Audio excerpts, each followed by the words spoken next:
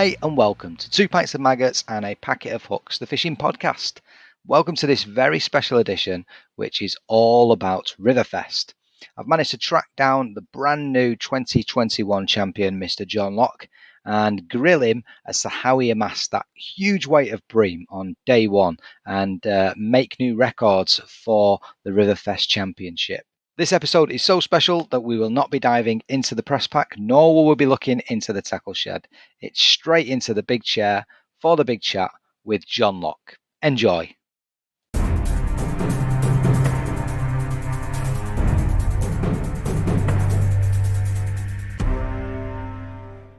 Okay, welcome to the big chat. And as I said in my introduction piece, it's a really exciting one for me because we've got the brand new Riverfest champion of 2021. It's Mr. John Locke. How are you, sir? Yeah, good evening, Dave. Well, couldn't be better, really. Fantastic weekend, fantastic event. The river's fished brilliantly. It's been diverse weights, different species. What a match it's been, really. Phenomenal. And to win it is something I never really thought it would happen, but it just goes to show you've always got a chance. No, absolutely. And it's an interesting one for me because I did a similar, I'll probably call this like a Riverfest special or something like that. And because I did a Fishermania one with Harry Bignell not for long after he won that. And I guess there's a few parallels between the two because it's not that you chaps are unknown. It's just that you weren't necessarily the favourites per se. And I think what's great about both of these wins in Fishermania and the natural, the Riverfest, is that it just goes to show is that given the right peg on the right day and the right tactics, anybody can win. And that is the beauty of fishing. Yeah, absolutely. And that's one of the reasons we go.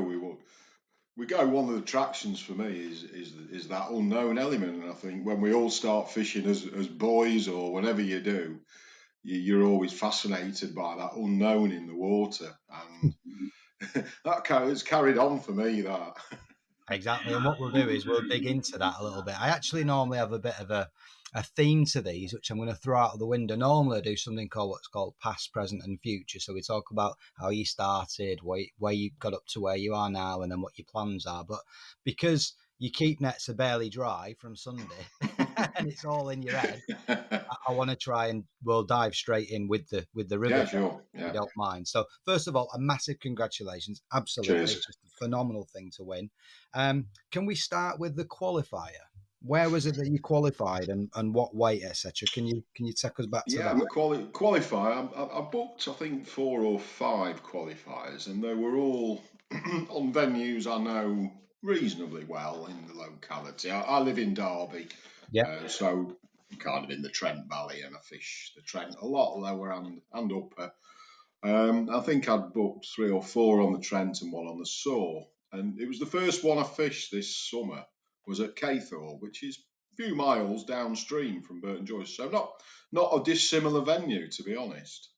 Very, very good match venue, in my opinion. Again, a diverse selection of fish to go for. You could have a winning weight from the same peg by 2 people doing something completely different. There's no rights or wrongs sometimes. So it was early season. It was July, and I had been and had a little fish there before I started my new job, which is kind of put paid to me midweek fishing nowadays. So I'd had a little fish there. I'd got some ideas, and the thinking I'd got behind it that there was quite a lot of bream in the river, but there didn't seem to be any particular sort of favoured areas. I got the impression they were roaming about a little bit in shoals. And I think the tactic I employed then was to pick me particular spot on the peg I drew. I drew about 5 in from the match length. Yeah. From the end of the match length. The downstream end pegs were obviously highly fancied. They looked great as well. They were just coming out of a bay and into a bit of river where there was some tree cover on the far side. And my peg was quite open, quite shallow at both margins, both the one I was sitting in and the far bank, which kind of forced me to fish it into the centre of the river was the line I particularly fancied, to centre or just past the centre, maybe in 7-8 foot of water. And it was just a question of then concentrating on that area and waiting for the opportunities, which would have been these fish coming through. And it was about an hour and a half before I caught one. And they'd caught below me, certainly 2 pegs below me. I think he'd had 3 before I had one. But I finished up with 8 bream. And they were fish. 6 of them were perhaps 2.5 to 3 pounds. And then I had two bigger ones that were maybe 4.5, 5 pounds. And a small selection of roach perch as well. So had you made your mind up that this is it? I'm going to set my stall out for biggish fish. You wasn't tempted to fish the pole or anything like that? Well, I always had some float tackle set up as an alternative in case absolutely nothing is happening. But I'd sort of got the impression that I would be fishing the tip for most of the day and waiting for the opportunities. The match was very similar to the qualifier the previous year, which again was won with people catching the odd bream. It fished a little bit better this year. I weighed 28.12, I think it was. It's not bad, is it? No, it was a good day's fishing. Any day you have on the river and you catch double figures of fish is a good day, in my opinion. Yeah.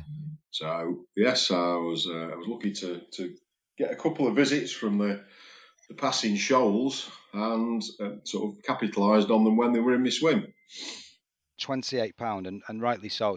It's a great river weight as it stands, let alone for a qualifier. Do you remember what the other two, was it 2 or 3 or 4 zones? What was it on your? There was 3 in that particular one. I think I would have been in the C zone, the lower end of the match, the downstream end. I think the first zone was actually won off peg 1, so the upstream end peg. I think he had about 20 pounds. I think the middle zone was slightly less. That was won with maybe high teens. And then there's better weights were in my zone. There was another 23 or 24 pound weight as well. So every fish was critical in that situation. What are your thoughts on the trend at the minute, John? I mean, it's just fishing absolutely brilliant, isn't it? It doesn't matter whether you're fishing for barbel, bream, carp. I mean, crikey, carp hangers are doing really well. Pike, perch coming into the fore now, into autumn, and just the silverfish sport is phenomenal. What is it about the Trent these last few years? Yeah, it did seem to go through a period where the fishing did really drop off, and that did coincide with the sort of closure of the coal-fired power stations that were putting warm water back into the river when it had been through the process. So I think it just took time to rebalance itself, and now we're seeing the trend probably as it should be naturally without any external influences in it. But I think that period where it went from being a slightly industrial river to a completely natural river, it did take a few years to rebalance, but now it's healthy, it's alive with fish, the small fish on every single peg in the margins. So they're obviously successfully breeding as well, which bodes well for the future. And as a match venue, that middle section of the Trent has everything. I believe from a mutual friend of ours, our old friend Scott Johnson, he calls you a bit of a bream whisperer, and this has been demonstrated then from the qualifier and now the final. So let's jump to the final then, John. Let's think about this day one. It's a record-breaking haul. Was it £94? £94.7, yeah. Yeah, and what was your thoughts then when you drew your peg and you got there? Drew peg obviously the roadside section is permanently pegged, but for the purposes of this match, you get two permanent pegs. So the numbers don't really mean anything until you've had a look where you are on the permanent pegs, if that makes sense. And do you know the stretch well, by the way? I've fished it. I have fished it a long time ago in club matches, so going back into the 1980s, and traditional sort of Northern Midland sort of pub clubs, working men's clubs, teams used to go with, and using them as match sections on that middle section of the Trent. It tended to be quite a lot of chub fishing then. There was a lot of those smaller sized chub up to sort of £2, which often they were the match winning fish, but there was always lots of roach there and millions of gudgeon as well, from what I remember.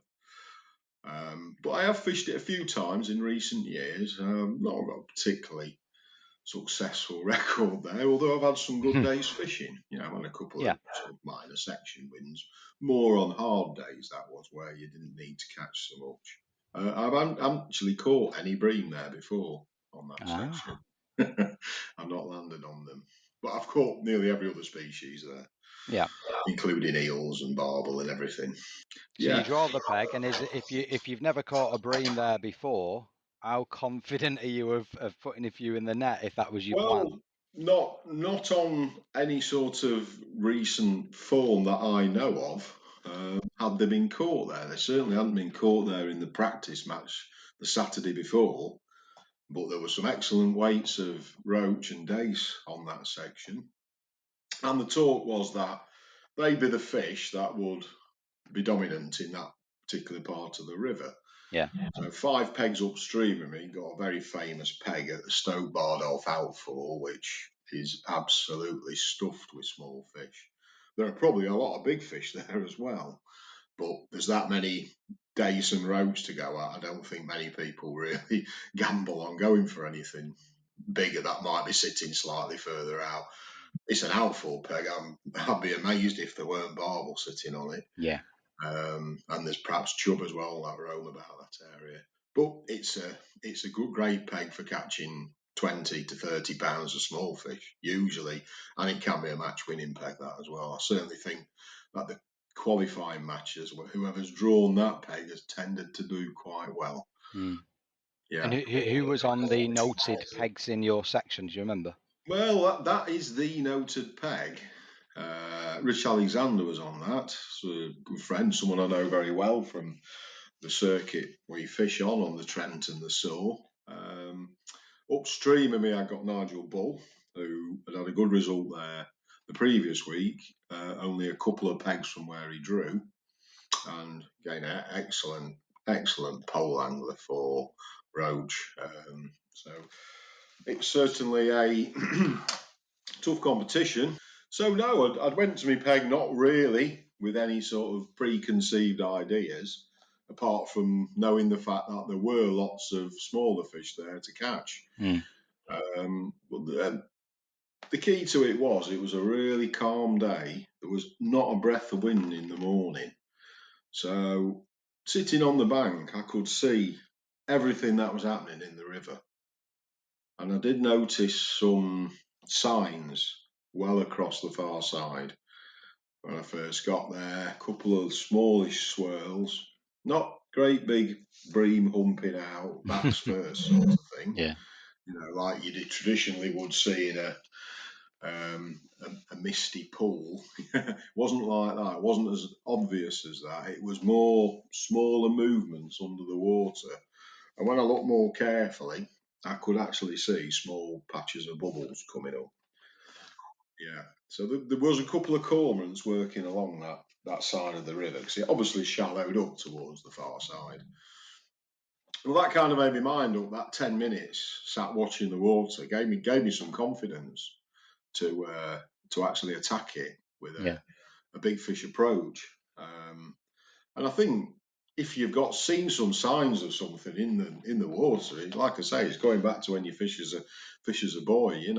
If you see something, you're intrigued. You use that bit of knowledge you've got on the day. Whatever's happened there previously, use that to your advantage.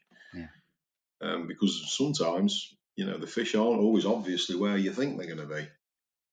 So it was then a question just getting me feeder rod out, putting a big bomb on it. Put an ounce bomb on, that wasn't quite enough to get out and to be able to assess the depth, so I changed that, ounce and a half. That got me the correct distance. So I think plumbing around, seam. There was no obvious shelf in the water. It did shallow up the further across you went. There was much deeper down the middle. It's maybe 11 foot, 12 foot down the middle, perhaps. Yeah. But the area where I'd seen the fish were probably only sitting in maybe 5 foot of water. How far was the chuck? It was 75 turns on my reel, which wasn't a big reel. It's not one of these big pit reels. It's an old Shimano one with a fairly narrow spool. So I would imagine that's perhaps 65 yards. Oh, it is a chuck then. Crikey. Yeah. And of course, when you're going over there, you're bringing everything back through the most powerful part of the river, which was straight down the middle, where it was deeper, and obviously there was quite a lot of pace there as well. Yeah. So your kit wise, what sort of rod, I guess, was you using and tip to get that far out? I mean, the rod I use, I've bought this rod actually second hand years ago. They don't make them anymore. It's a Drennan River Feeder, it's called. It's just an excellent rod for this type of fishing. It's very, very stiff in the midsection, which I think is important because it enables you to really put some pressure on big fish in flowing water. And what's that, 13 foot? It's actually a strange length of 13 foot 10, so it's nearly 14 foot. And I think the advantage of that longer rod, that extra foot from a normal 13 foot rod. On the Trent, you've got a lot of sections where you've got rocks and things quite close in. And often these fish, even the bream, the hard fighting fish, and they will use those snags to their advantage and try and get in them. So I think that longer rod really enables you to act it as a lever to keep them off that. And when I hook one, I'll stand up as well. I'll stand up and keep the rod high. Again, something I'm a big believer in clear water. I don't think the fish are particularly hook or line shy, but I do think the changing of your hook length, actual length, can really work you some extra bites out at times. And sometimes I think it's just the fact of how your bait is in the water. It's sitting off the bottom sometimes. They're not often taking it like you would expect bream to do, hoovering things up off the bottom. I think sometimes they're taking it when it's sitting off the bottom. You can imagine it in a flowing river like that with a long hook length with a relatively small hook bait. I don't think your bait is going to be always on the bottom. It's going to be just off it. And what about ground bait then, John? What's your thoughts on? I mean, you're talking about a big shoal of bream here on a big, powerful river, and as you've said, probably between, I don't know, 6 to 8 foot as that shelf's coming up. Yeah. What are you putting together to sort of hold a potentially large shoal? And in a final, I'd be nervous about attacking it too much, but you've got to do for these size of fish. There's two ways of looking at bream fishing, and the two approaches are when there's fish right in front of you from the start and when there's no fish in front of you. And I think you have to do that slightly differently depending on which situation you're in. Obviously, there was fish in front of me, so it didn't require loads of bait. I maybe had 8, 10 casts with a relatively small feeder, small cage feeder, with one of those with about 4 or 5 squares in it. Yeah. You need a little bit of extra lead on it to hold bottom because obviously you've got the powerful water down the middle picking your line up all the time. But you fish it, relatively as light as you can and a bow in the line. Big bow, yeah. Yeah, so you just so it was bumping on the bottom. So I started off with a feeder that was holding bottom, and I did change to one that was actually moving. That's interesting. Yeah. So often I think people could be preconceived about bream, that they're always feeding on the bottom, they're sitting there hoovering everything up, and often they will feed more like chub sometimes, particularly on the Trenton when it's clear water. So tell me about the mix. Was it a specific one that you use on the river, or was it's something that you would try? Yeah, I'm a big believer in fish meal ground baits in small quantities. So not loads of ground bait, small quantities of high quality bait going in. But if it's shallow water, like I was fishing there, I do then mix it with some brown crumb, because that makes it a bit lighter and it will just come out your feeder quicker, which I think can be important. If it had been deeper water, I would have no problem with a fish meal mix neat with nothing else, because that tends to be a little bit stickier, and you'd perhaps be fishing with a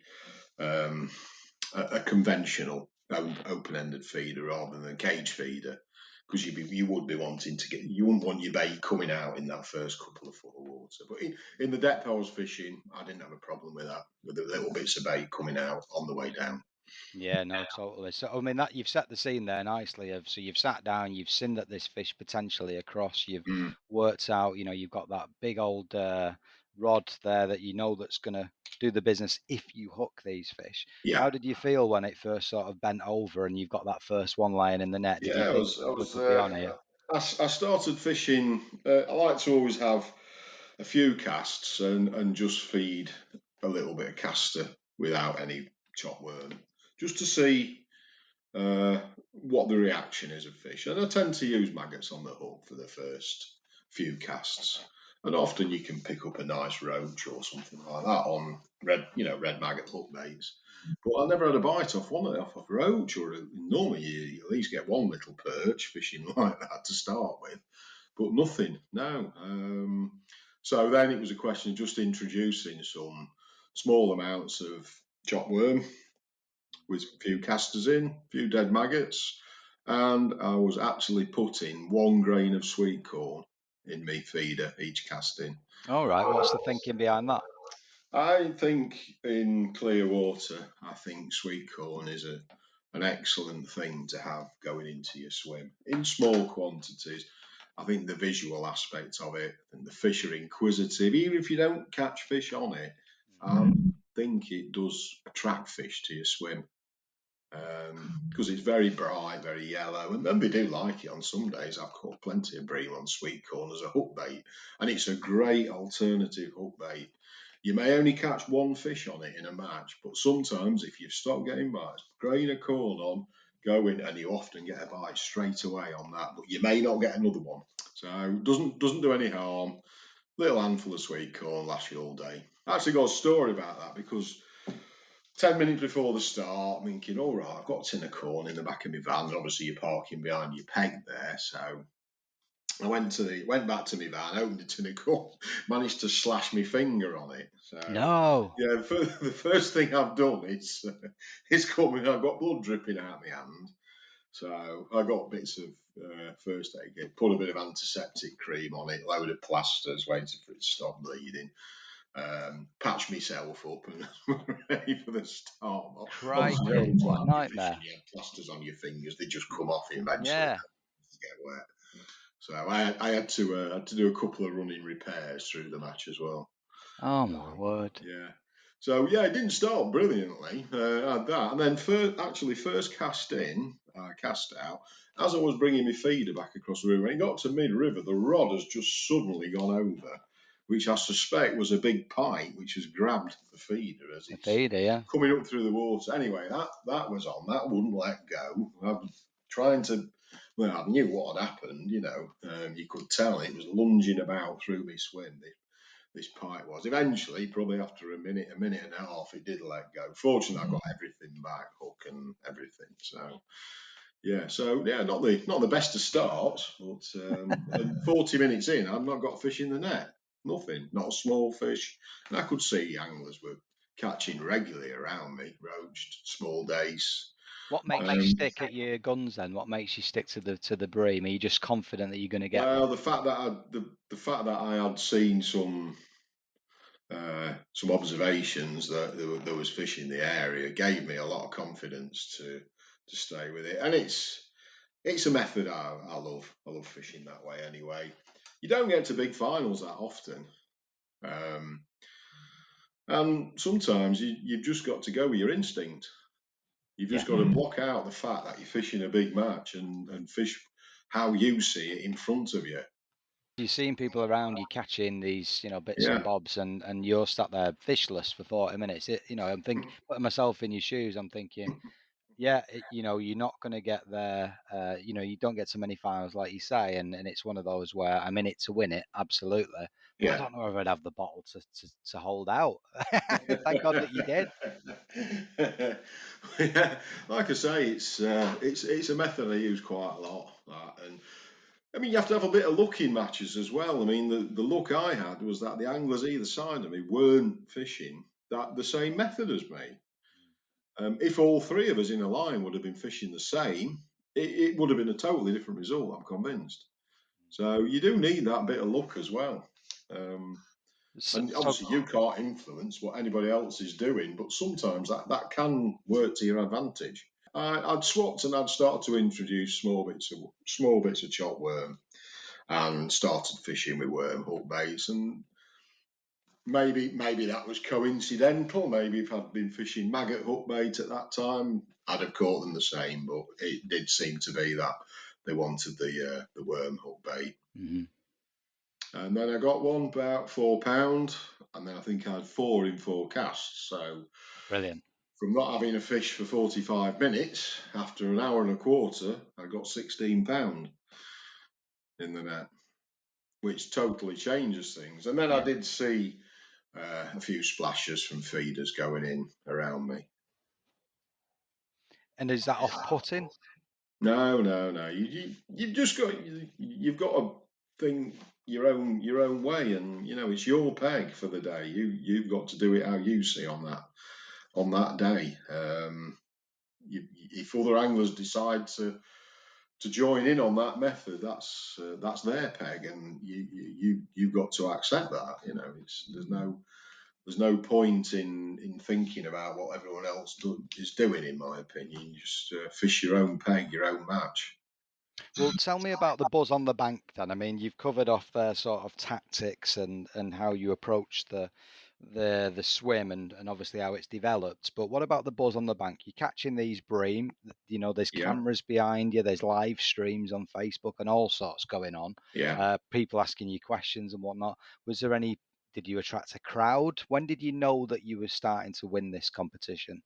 Well, I didn't know that at all. Well, and I just knew I was catching well, and when you're catching fish of that size, you always know you're going to be in with half a chance at least. But there are some noted bream areas in some of the other sections, and the impression I got was that if I'm catching them here, I bet they're catching them somewhere else Of as well. course, yeah. Because there ain't just one shoal of bream on that river. There's probably multiple different shoals of them. So yeah, nobody really said anything too much. I'd heard there'd been, I had people behind me talking about saying someone was catching some good barbel.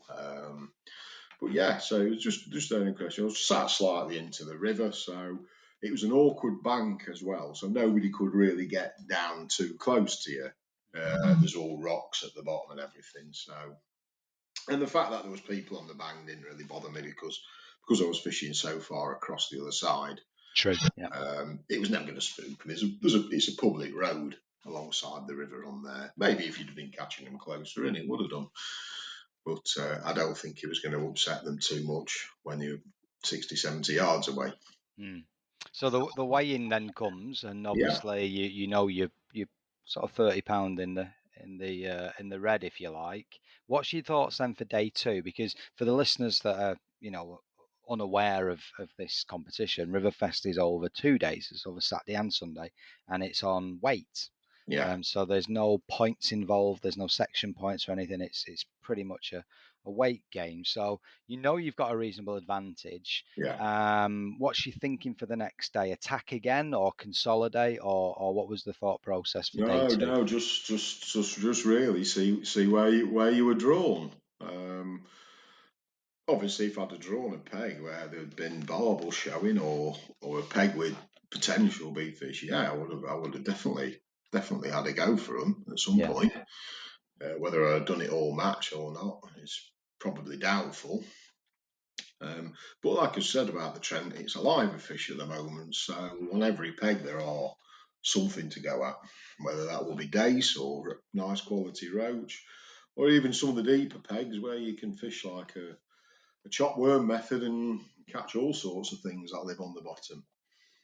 Actually, the peg I drew on the second day was relatively shallow, more of a small fish area. So I was, 6 or 7 pegs from the end of the match section. So, yeah, good area. They'd caught well there the day before. With some really nice roach weights. I think Rob Casterton had 27 pounds. He was slightly further upstream of where I was, where it's just a touch deeper. But there was certainly lots of fish in that area. So my thoughts on that was, yeah, you've always got a ledger rod set up just in case. But really, it was concentrate on float tactics and aiming for double figures, really. So I've got a target weight of 10 pounds plus to catch on the second day, and just enjoy myself fishing float tackle, yeah, and not really worry too much about who's drawn where or what anyone else was catching. Brilliant. Yeah, laid back Larry. Love it. No, Yeah, quite a stressful job sometimes. So when you go fishing, it's an enjoyable experience for me, whatever the fishing situation, whether that's scratching out 2 or 3 pounds on a hard winter canal match, or whether you can relax and do some bream fishing on a river in the summer.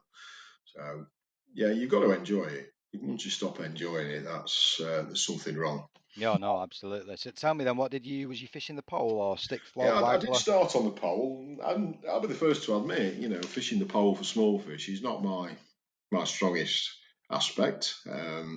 I do love, like every match angler, I love to catch a net full of roach. I particularly like catching them on casters, on a stick float or a Oh waggler.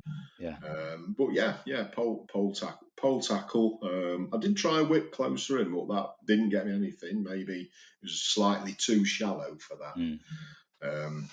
That type of fishing. So I actually fed a line at 13 metres, so hedged me bets, put some ground bait in there, caught some fish on that, and loose fed casters and hemp over the top of it, hoping to attract slightly bigger roach into the swim as the match went on. That didn't really work out, if I've got to be honest. I did catch a slightly bigger roach, and I caught some, not huge, but nice sort of 3-ounce fish. Put a little run of them together by fishing a stick float, actually slightly further out and downstream. And then I tried to sort of catch them on pole tackle with a lighter rig. Unfortunately, then I did experience a little bit of pike trouble. In one of which I ended up losing my entire rig. When a pike grabbed a fish and then he grabbed another one, and I kind of lost my way a little bit in the middle of the match. Started loose feeding heavy, and that seemed to attract more and more small dace into the swim. So eventually I just thought, fish for these. I picked up a little waggler rod and fished that shallow up in the water and caught quite a lot of small dace. So, well, not the best weight, probably could have done better. What was it on day 2?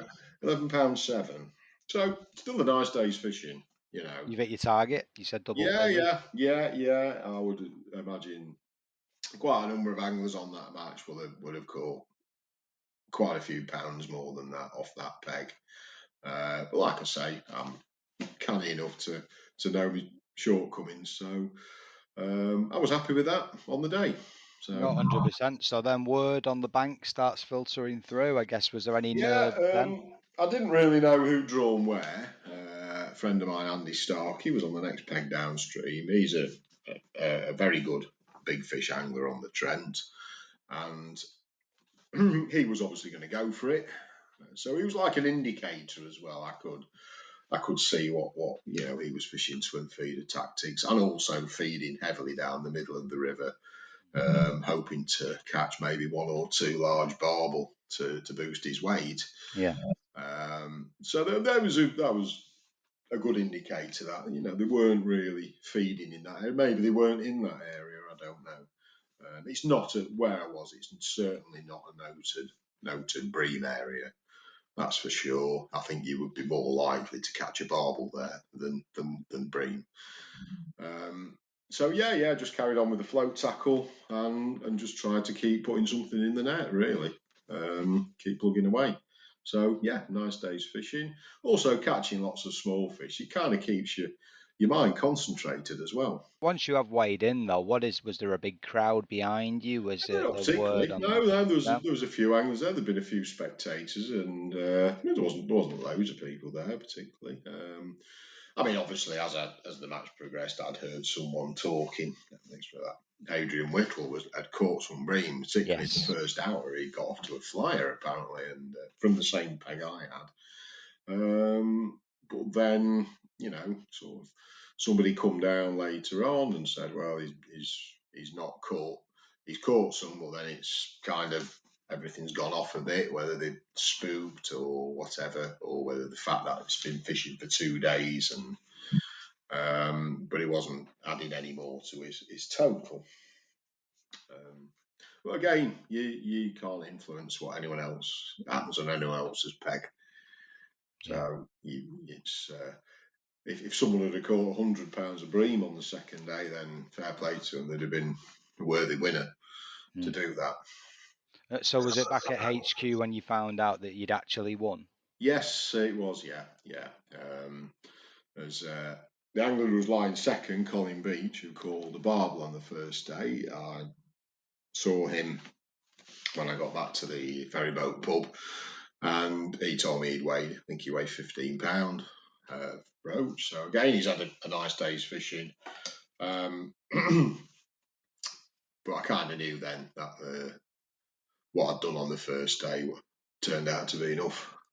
Yeah, no, fantastic, and it's one of those. The like you say, we said at the start of this chat around the sheer variety. I think I saw a couple of interviews. I think Dave Harrell was one of them, and he spoke about just, it really is a bit of a kitchen sink job. You need to bring everything and set everything up because you just don't know what's going to work. And you look at some of that. I think it was Cameron Hughes actually. He was probably the pick of the bunch in terms of silverfish weights. I think he had 52 pounds. He's a terrific angler on those venues, and tremendous pole fishing techniques he's got. Well, when you consider that him and Matt Godfrey have not long got off the plane from the World Championship straight into a big final. Yeah, and Steve Hemingway as well. Steve Hemingway. It's not Sean bad, Ashby, yeah, they're all there. Crikey, it's a proper feather in your cap. So actually, speaking of the cap, that image. I wonder when this is going to come up. The image of getting the trophy. Obviously, you got the old flat cap. Is there a story behind the cap? There's no particular story. It was several years ago when I first joined Scott's team to fish in the Soar Valley Winter League. I used to wear the baseball cap, census baseball cap or whatever. Yeah. And I just saw this cap. I was in town one day, and there was a shop closing down. I think it might even have been Greenwood's, the old gentleman's outfitters. And I don't know why. I just saw it in the window, and it was like a waxed sort of flat cap. I thought, they're great, they are, because you've got a bit of a peak on them, but they're waterproof as well. So and it was like half price. It was only about £8 because they were trying to get rid of them. I'm surprised nobody else has bought one. So I just picked it up then and started wearing that, and it kind of stuck then. You see, a little bit of ribbing from your teammates, and of course, once something like that sticks, then that's it, isn't it? You've got to do it. You've got to keep it on. Hey, if a flat cap works for Bob, it's kind of become a slightly lucky omen for me. So I don't quite feel the same without it. Although the first day, I have to admit, I did actually wear a peaked cap instead because the sun was so bright. Okay. That was purely practical reason. I'm afraid sentiment had to go out. I got the cap in the van, but so it was with me. As long as it's with you, it's like an extension now, isn't it? That's brilliant. My Oh. girlfriend, she bought me a new one at Christmas, but it's just not the same. Yeah. It's not the same now. I love it. Well, let's flip things around a little bit then, Yeah. John. So normally I start these podcasts asking, how people began the fishing, how they began their Yeah. career. I mean, well, yourself, I believe, I think you do a bit of junior coaching, don't you? And the Yes, like. yes, I do. Yeah. Yeah, the Earl of Barrington Angling Club in Derby, where I live, are quite proactive on junior days. Great friend of mine, Steve Clamp, who is tremendous sort of pike angler, big fish angler.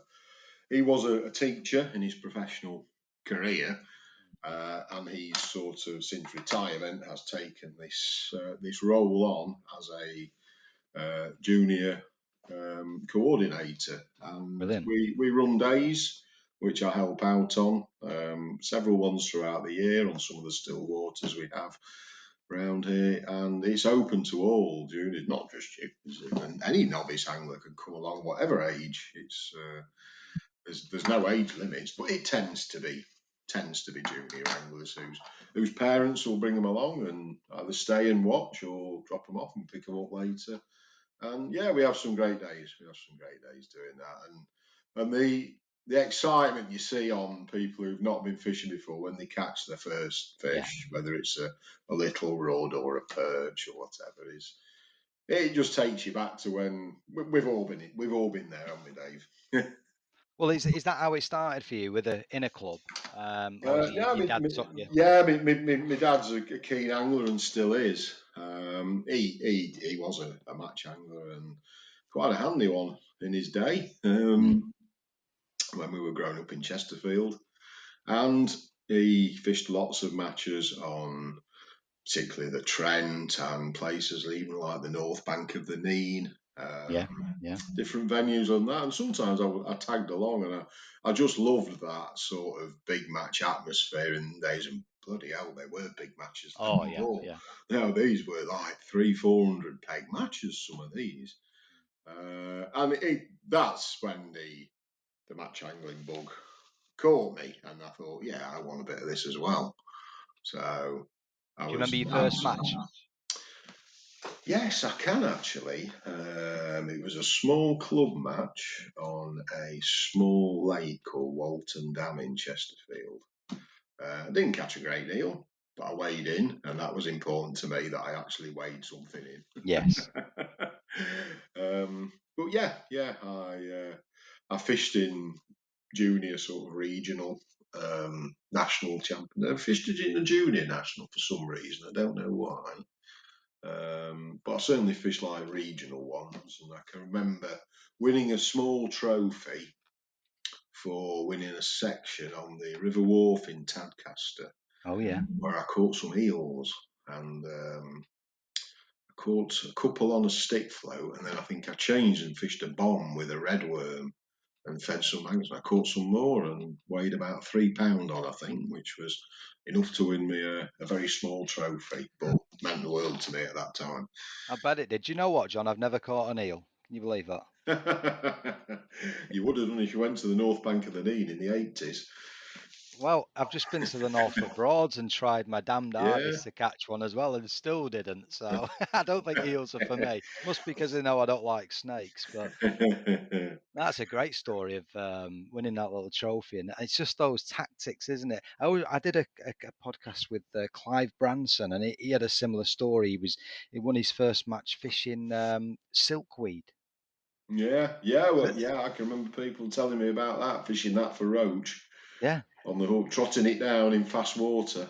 That's right. Fascinating. Yeah, it's certainly something. I don't think anyone's tried that for a long time. I bet they Not haven't. that I know of, anyway. But you never know, do you? You never know. There's all sorts of weird and wonderful ways. What is your preference now then, John? Is it rivers, or do you still Oh go on yeah, still I've water? always been really a river angler. Yeah, I do like a bit of still water fishing, particularly in sort of the what used to be the old close season. I will always then have a couple of trips and maybe try and catch some tench or something pleasure fishing. But they're sort of quite rare days. I don't really have a lot of time for pleasure fishing now. No. Not that I don't like it; it's the fact that a busy job and sort of weekends tied up with matches really. Commercials, not for you? No, not really. I never.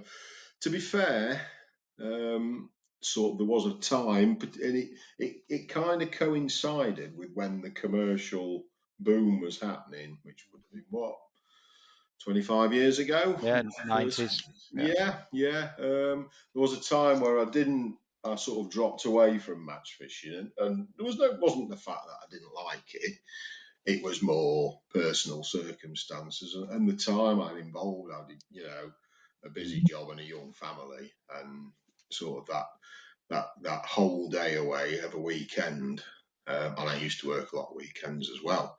There just wasn't the time for it more than anything. But I always knew deep down I would come back to it. I always knew that. Yeah, never sell your gear. Never sell your No, gear. never so again. But I've tried all sorts of different fishing. I do actually, strangely enough, I do really like a bit of sea fishing. Do And you? that sounds strange for someone coming from Derby, and maybe that's why I like it, because it's different.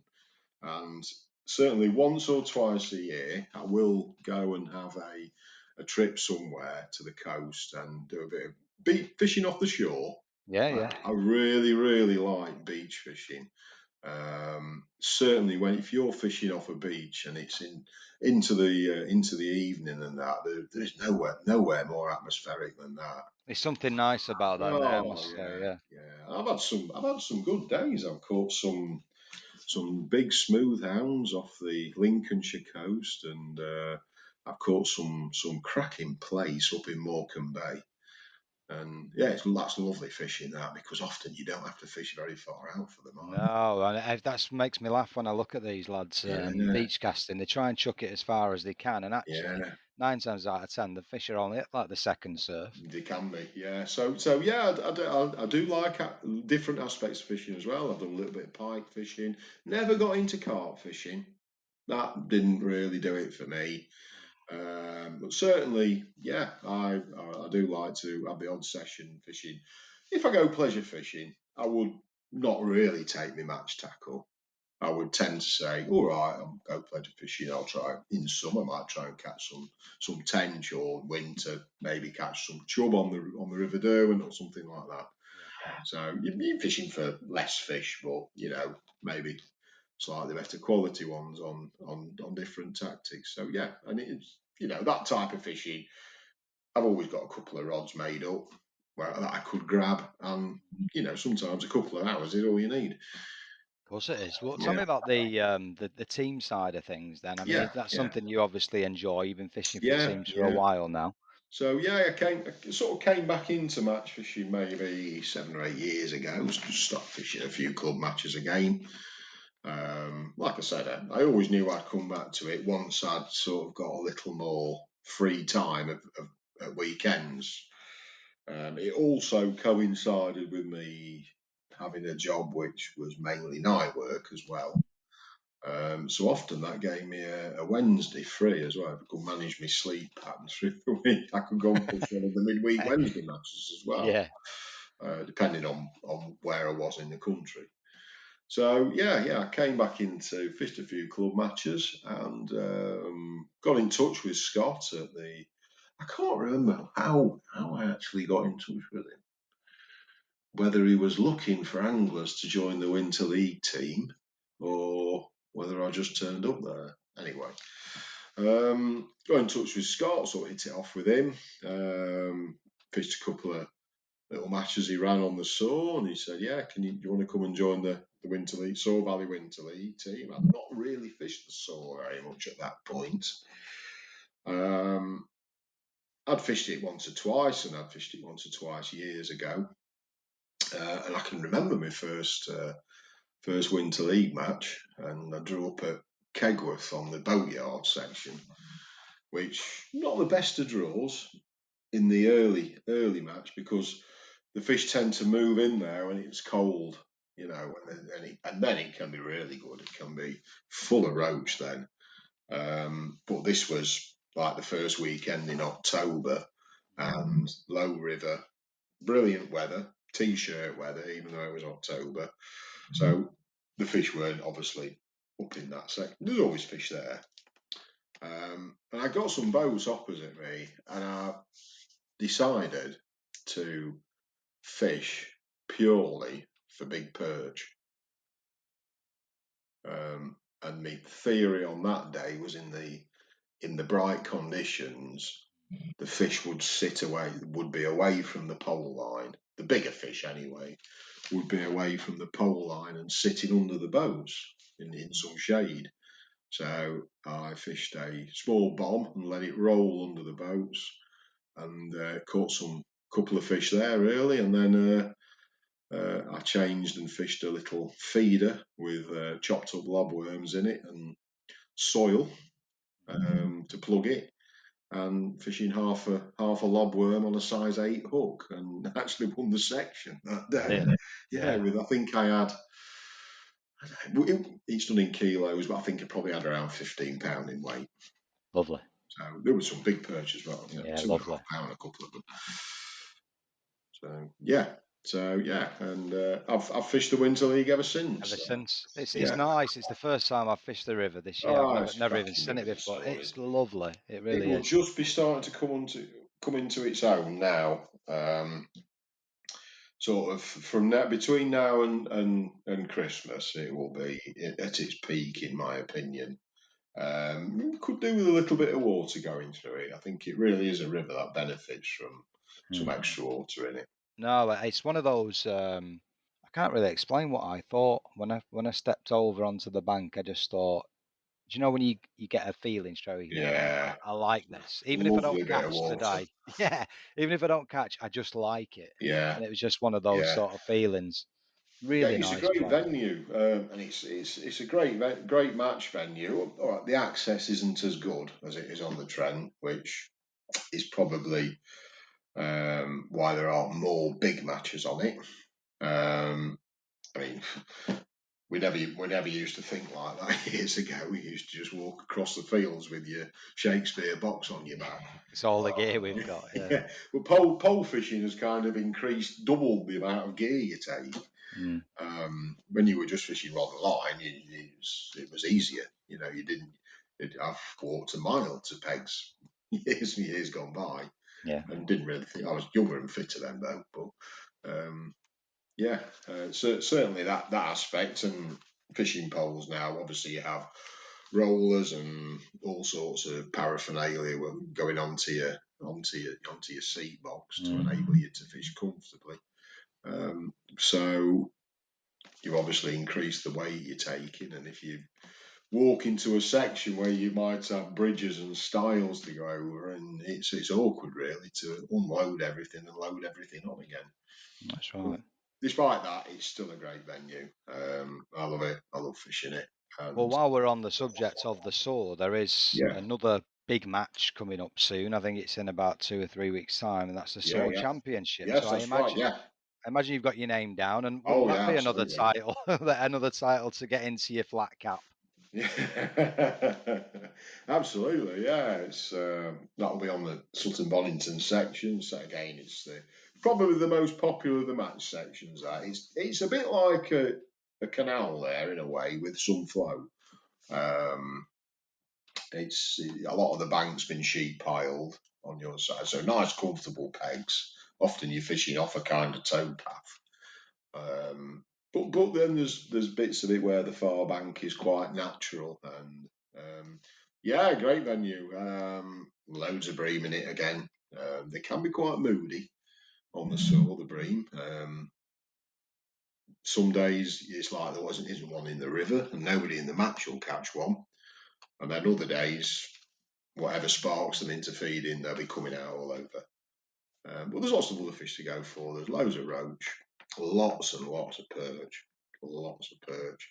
and quite a lot of skimmer bream in the which tend to, I find, sit in that middle section of the river, almost in the boat, what you'd consider the boat channel. So they're always an option to fish for. A few eels as well in there, is there not? Yeah, some great big eels there. Yeah, and tench. A lot of tench in the Soar. A lot of tench. So yeah, you can actually approach that river with a a chop worm approach, which can be highly successful on some pegs, particularly when them bigger perch will probably be feeding on fry a lot at the moment, but it won't be long before they start getting their heads down and you'll start catching lots of them Well, absolutely. worm beds. They'll be getting their head down ready to spawn come Yeah, that's right. Yeah, January, February. there seems to be a point in the year when they start feeding on anglers' baits rather than all the fry in the water, and it won't be long before that happens. And you can actually win matches with them. You know. Well, fingers crossed it's in a couple of weeks' time for Yeah, you then, yeah. John. Well, Eh? like I say, there's plenty of bream in there as well, and I wouldn't be surprised if that particular day somebody nails a few of them.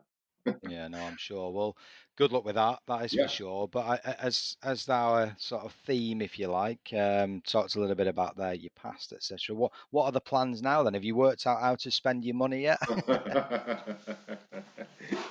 Yeah, I'm going to go on eBay and buy another one of those redundant feeder rods I've got. See if I can find one of them.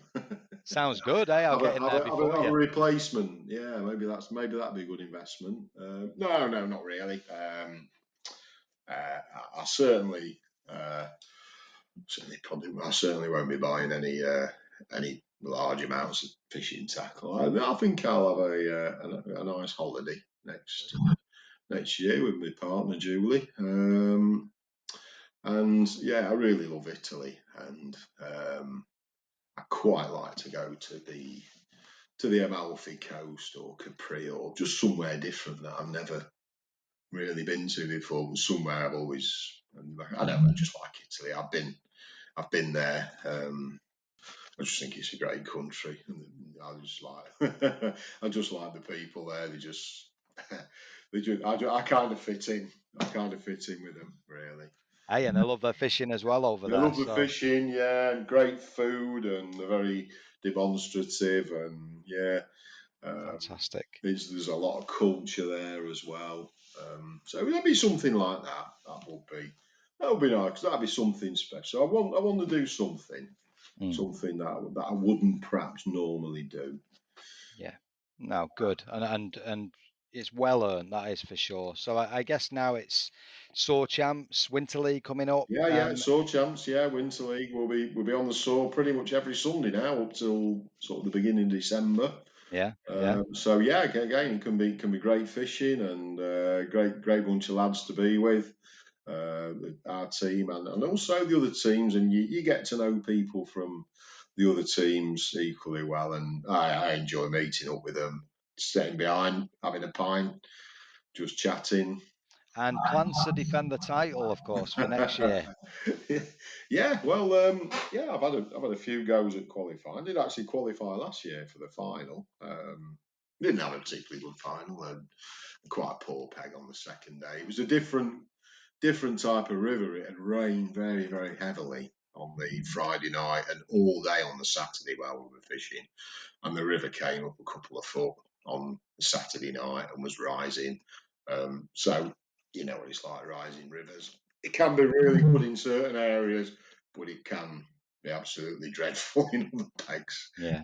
I had very, very poor peg, which was quite weedy and difficult to fish on a rising river. So yeah, I'll certainly be booking a few tickets at least. I won't go mad and chase all over the country. I'll stick to the areas I know, the venues I know, sort of the Middle Trent and perhaps the Soar if there's one there again, and see how it goes. Yeah, there's some fantastic fishing. So whether you qualify or not, there's the great matches, the qualifying events are great matches to be involved in, and the sense of anticipation in it as well, knowing what the prize is at the end. That's what we do it for. You get that bit of a buzz from that, from just being involved. I agree. Well, John, that's been an absolute honour for me. It's probably the first time you've gone through it in any detail. It won't be the last, and that's for sure. I'm pretty sure that's you'll be asked many times about how that match went, and as long as that record stands, that's another feather in your cap as well. So Yeah, well, records are there to be broken, and like most things like this, you know, fishing matches, the moments in time. Same pegs on different days can be totally different. So that's fishing for it's sure. right place, right time moments, and that's the way I like to look at things.